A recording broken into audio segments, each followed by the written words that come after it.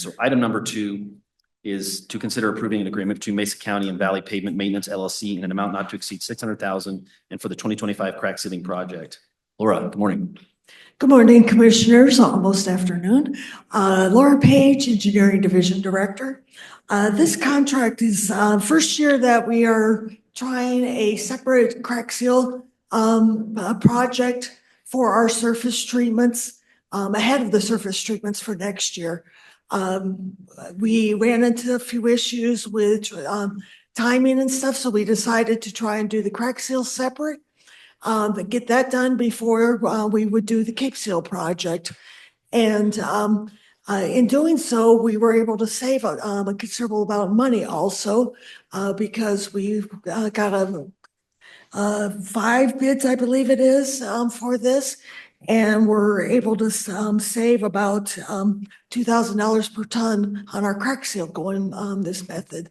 So I think we'll move forward with this procedures in the future. So be happy to answer any of your questions. Is this an experimental crack seal or?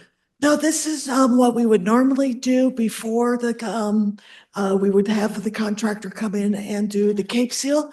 But previously, we included it in the Cape Seal. So they would end up hiring a subcontractor to do the Cape Seal before they came in. And so that created sometimes a little bit more disruption, roads closed longer than what was needed. Okay, any questions on this item?